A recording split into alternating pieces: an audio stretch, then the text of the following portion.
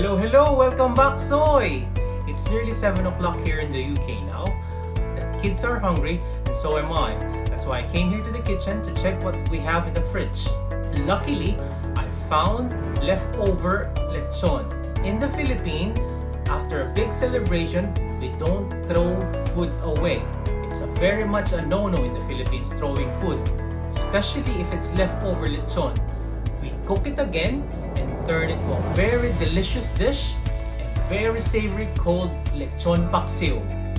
Lechon Paksiw is cooked by simmering leftover meat and bones in a sweet and tangy sauce made of vinegar, soy sauce, sugar, and the lechon sauce.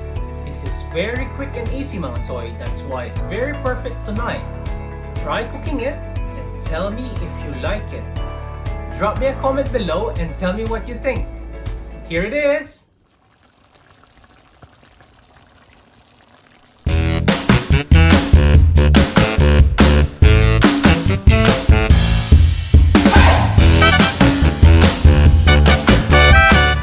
Okay, so here are the ingredients for our lechon paksiw. I've done the prep already, so I started by chopping the garlic, onions, salt, brown pepper, bay leaves, lechon sauce, vinegar, soy sauce, cooking oil, and of course, our pork belly chopped into bite sizes. Mabilis lang to, Soy. Let's begin!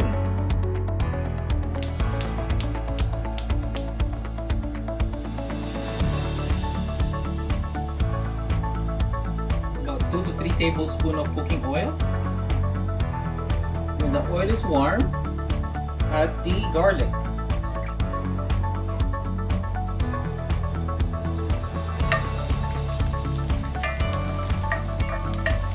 Saute the garlic until it's tender.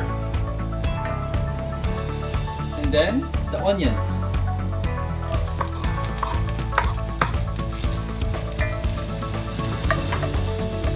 Let the onion cook until they turn transparent.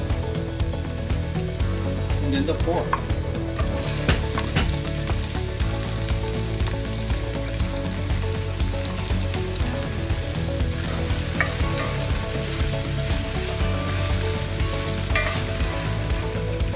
Cook the pork for a few minutes.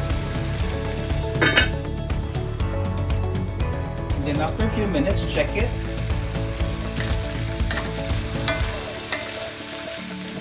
So it rendered a bit of fat. So I'm gonna start putting the ingredients now. So I'll start with water first.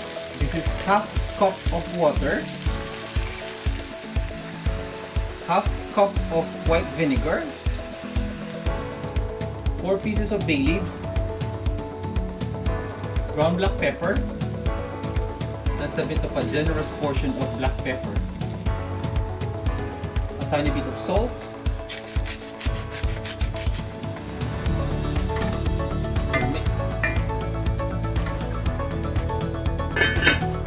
Let it cook for 10 minutes. Check mo lang siya, so every now and then, making sure na hindi ka natutuyuan. Pag natuyo yung water mo, dagdagan mo lang siya ng half a cup of water.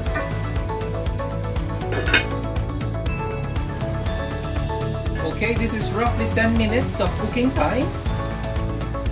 And then our all-purpose sauce or lechon sauce.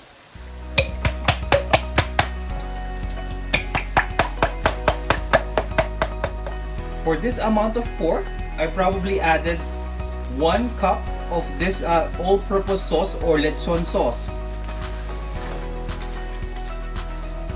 And then I add about 1/4 cup of soy sauce para magkakulay lang siya. Then I cook this one for another 10 minutes. But make sure, Soy, that you check it every now and then para hindi matuyo yung sauce mo at hindi ka masunugan. And then mag-add ka lang ng tubig if ever needed. Check natin, Soy. This is roughly 5 minutes after we added the sauce. As you can see, nabawasan na yung sauce natin pero natutuyuan na tayo. So what I'll do is I'm gonna add another half cup of water.